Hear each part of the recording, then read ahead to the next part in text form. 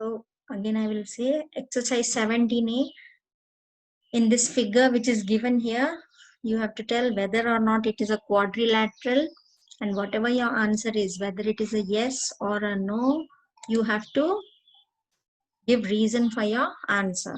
So like Ishan said just now, it is not a quadrilateral, and you have to tell your reasons for that. First of all, a quadrilateral will be a four-sided closed figure, but this is having 1, 2, 3, 4, 5, 6 sides, so it is not a quadrilateral. Then it needs to have 4 angles, but here we can see many angles, 1, 2, 3. Then there are angles formed on the outside also. Then here also again 3 angles, so it is more than 4 angles. Then you have more than 4 vertices also. The line segments, wherever they are meeting, here, there, here, here. So there are more than 4 vertices, so it is not a quadrilateral.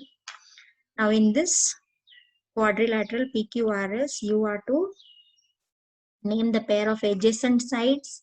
You know what is an adjacent side? The side which is next to each other.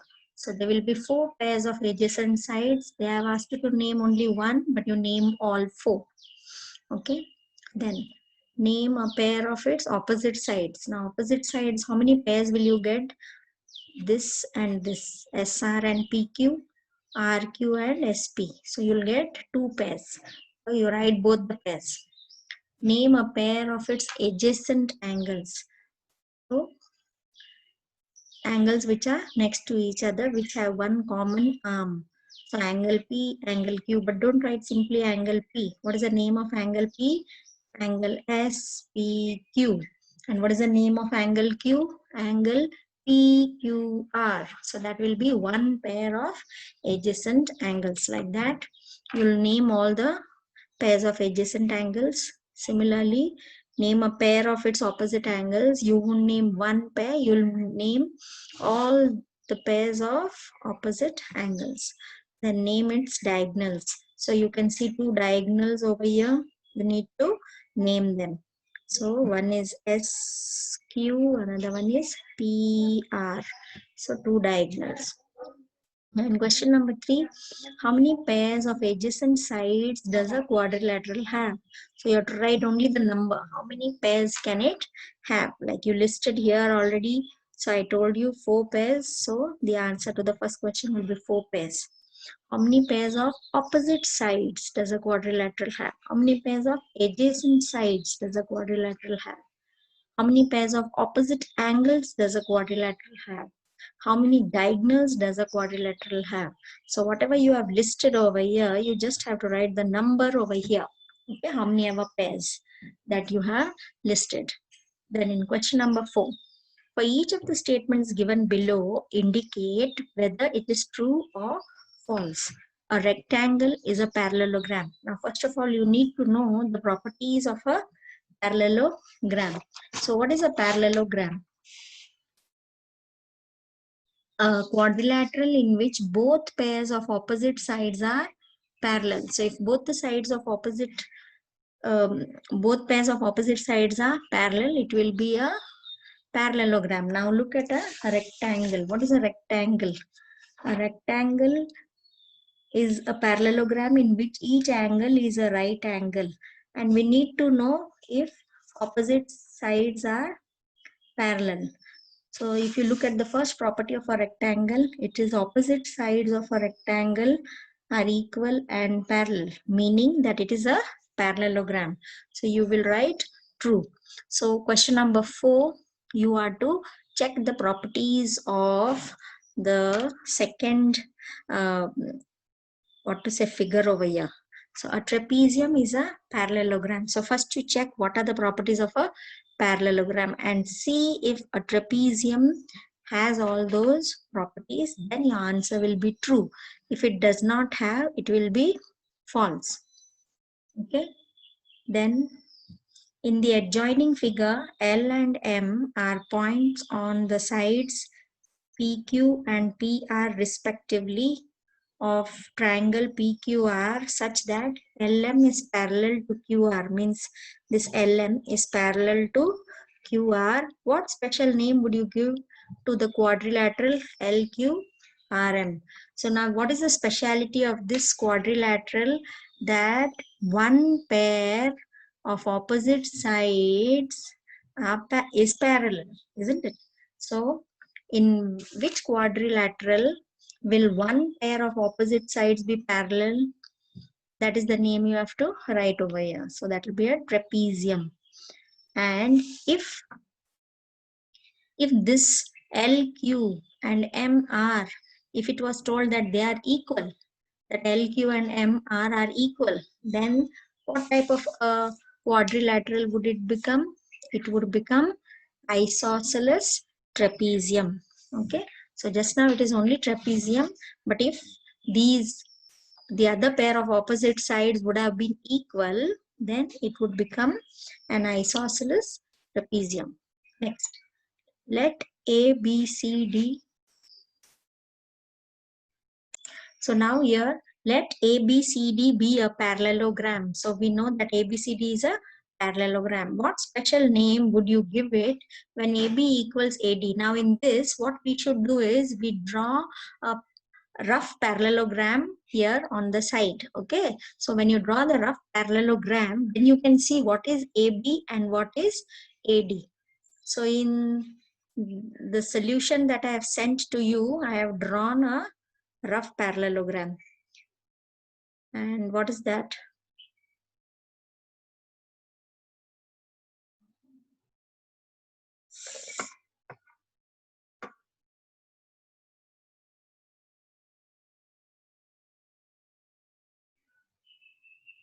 Okay, so I've drawn a rough parallelogram. Okay, so that I know where is AB and where is AD. Okay, so AB equals AD means AB is here and AD is here. So these both are equal. What does it show? That adjacent sides are equal. Okay, so whenever adjacent sides are equal, what type of a parallelogram will it be? So in a rhombus, the adjacent sides are equal. So also in a square, the adjacent sides are equal. So if the adjacent sides are equal, it can either be a rhombus or a square. Second, they are saying angle ABC is 90 degree. Of course, according to this figure, it is not 90 degrees, but we have to assume that this is 90 degrees. So if this was 90 degrees, then it would become something like this. Okay, A, B, C, D. So then your parallelogram would change the shape a little bit and it would become like this. And then what does that figure look like? It is either a rectangle, or if I did not make this side so long,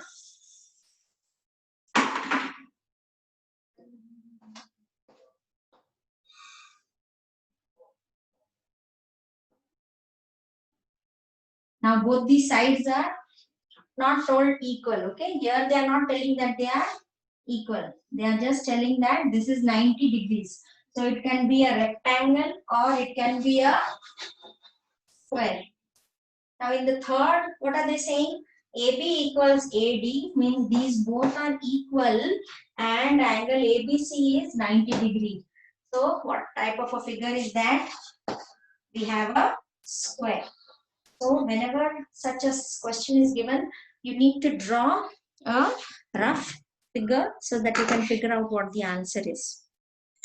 Question 7. How does a trapezium differ from a parallelogram? So you just have to write the difference between a trapezium and a parallelogram. Similarly, rhombus and a square. Third one, kite and a parallelogram. Just you have to write the difference. Next, question number 8. Three angles of a quadrilateral measure this and this respectively. Find the measure of the fourth angle.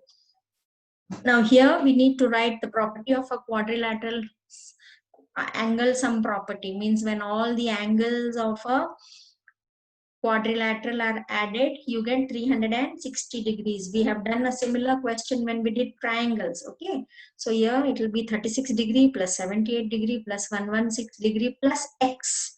For the fourth angle, we take it as x equals 360 degree, and then you simplify.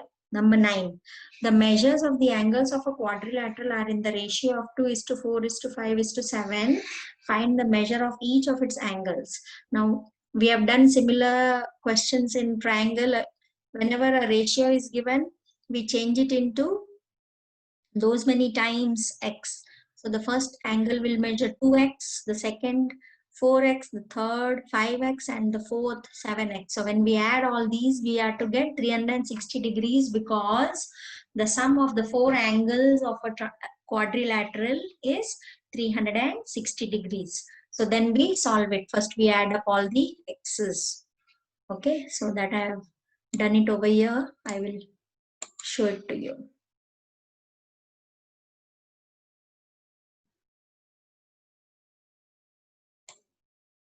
Yes, so the sum, this is the eighth one, plus x equals 360 degree. So when you add these three numbers, you'll get 230 degrees plus x equals 360 degrees. Now you let x remain here only and the 360 remain here only. You take the 230 to the other side. Here it is plus. When it goes to the other side, it becomes minus. So when you subtract, you get 130 degrees. Now if you want to check your answer, what are you to do? You are to add 1, 2, 3 and this fourth angle, all the four angles, and you should get 360 degrees. Then you will know that your answer is correct. Now regarding the one in which ratios are given, 2x degree, 4x degree plus 5. So when you add all the x's, you'll get 18x. So 18x is 360 degrees. And remember to write this property every time that you are using it. Okay. So now 18x means 18 multiplied by x. So when you have to find out the value of x, the 18 will go to the other side, and now you'll have to do the opposite of multiplication, which is division. So when you divide this by this, you get 20 degrees, means one x is 20 degrees, but our angles are of different x's. Okay. So first angle is 2x. So 2 multiplied by the value of x, which is 20. So 2 multiplied by 20 is 40. Similarly, second angle is 4x, means 4 multiplied by the value of x, which is 20. 4 multiplied by 20 is 80 degrees. Okay. Similarly, for the third and the fourth angle. The next question. Question number 10. Three angles of a quadrilateral are equal and the fourth angle measures 120 degrees. What is the measure of each of the equal angles? So out of the four angles, we know one angle, and what do we know about the other three angles? That they are equal. So what will we do? We will take that equal angle as, x. Okay. So what will it become? What will our equation be? X plus x plus x, because all the three angles are of the same measure. So we will take the same thing, x plus 120 is 360. Now x means 3 x's are there.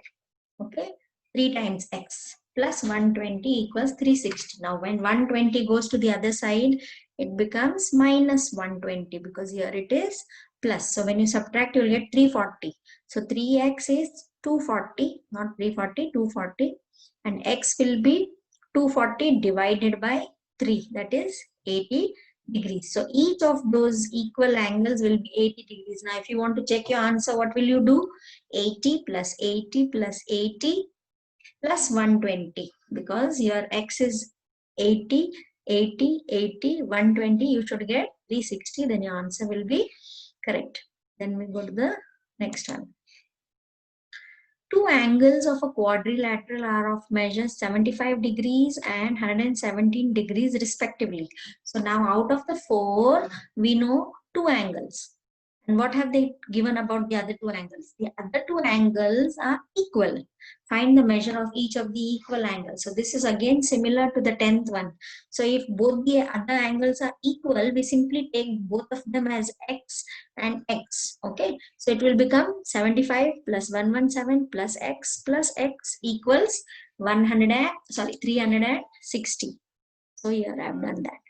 So both the unknown angles and both are same value, so x plus x, and these are the ones which are given in the question, and totally it is 360. Now certain places I have not written the property fully, I have left it like this with the 3 dots, but you are to write it fully so that you learn it by heart.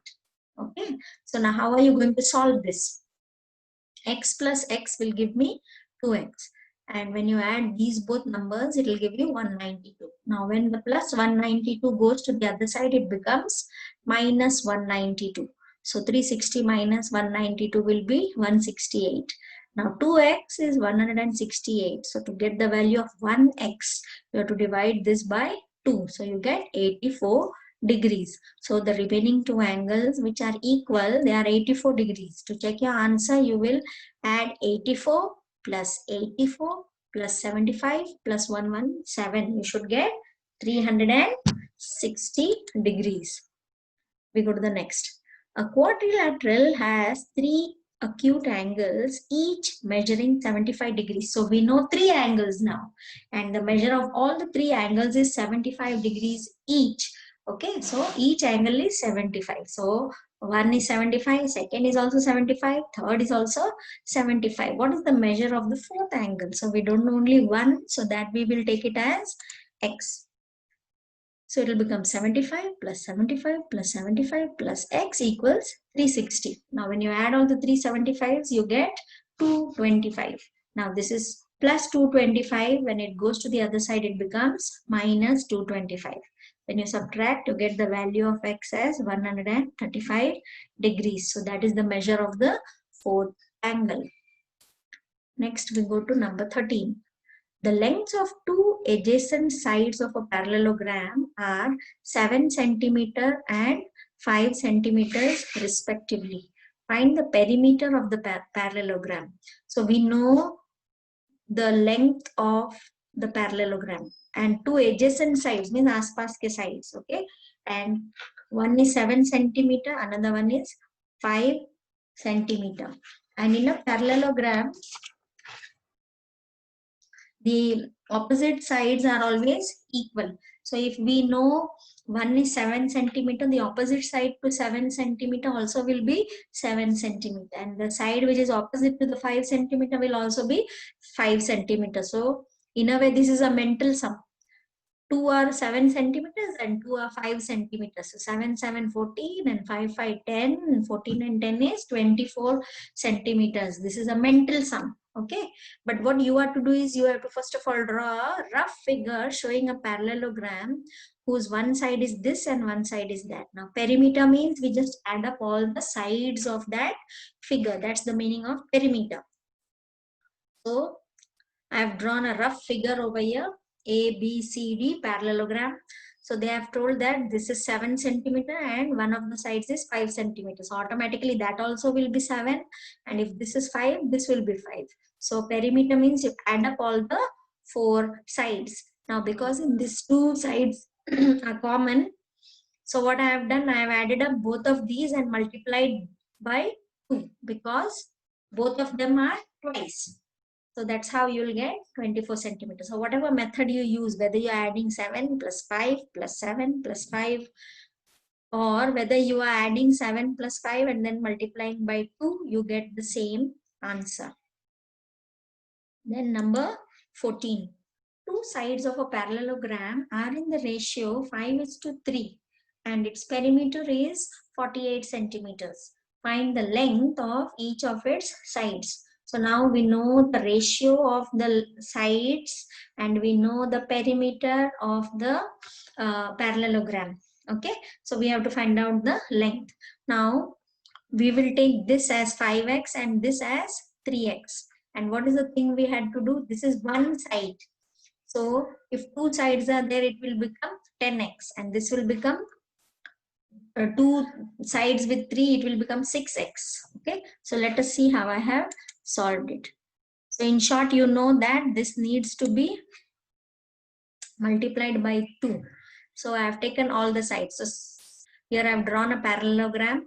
One side is, the ratio is 3 is to 5, so it is 3x and 5x. So if this is 3x, this also will be 3x. If this is 5x, that also will be 5x. So when you add all the four sides, you are supposed to get 48 centimeters. So when you add all these x's, you get 16x. So 16x is 48 centimeters. To get the value of 1x, you'll divide 48 by 16. So you'll get 3 centimeters. Okay, so now this side is 5x. The value of x is 3 centimeters. So 5 times 3. So the length of the side which is having 5x, it will be 5 times 3, that is 15 centimeter. So this side is 15 centimeter.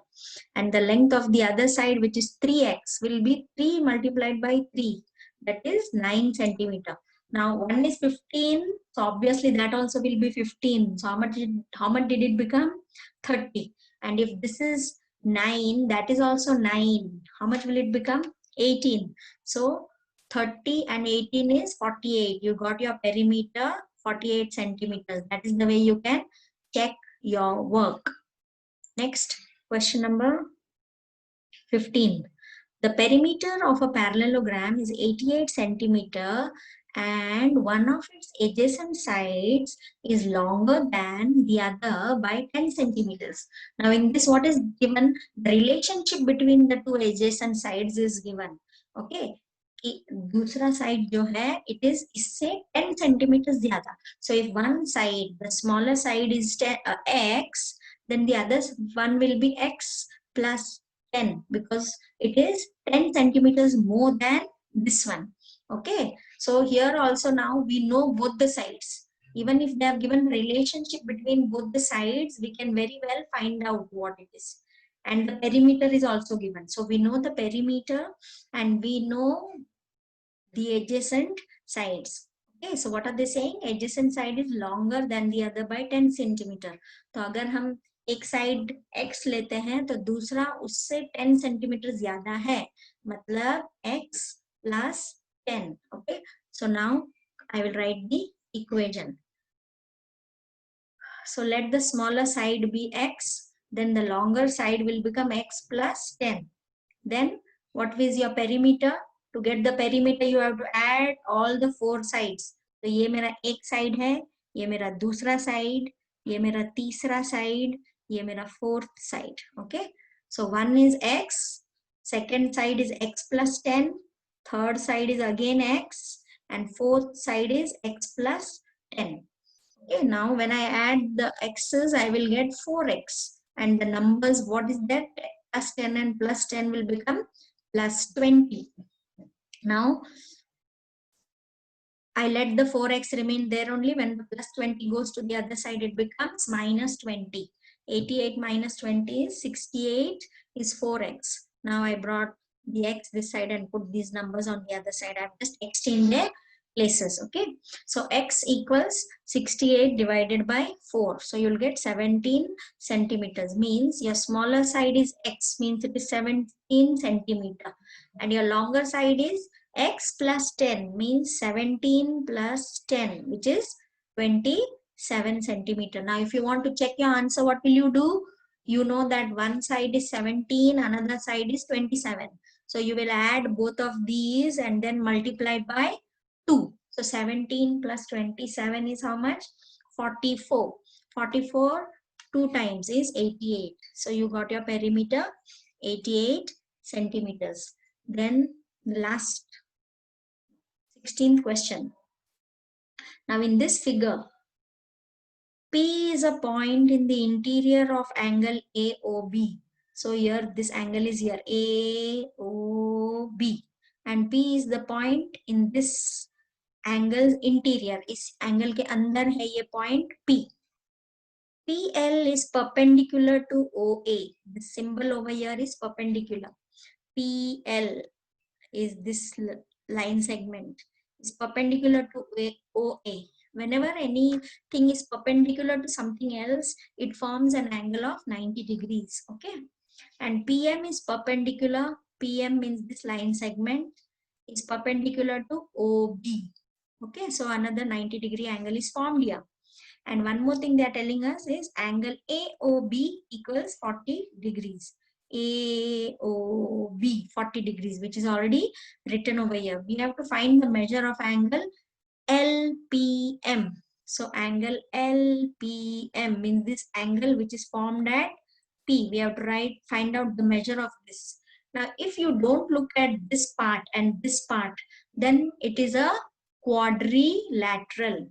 It has one side, two sides, three side, and four side. It will become a quadrilateral LPMO or OLPM. This will become one quadrilateral.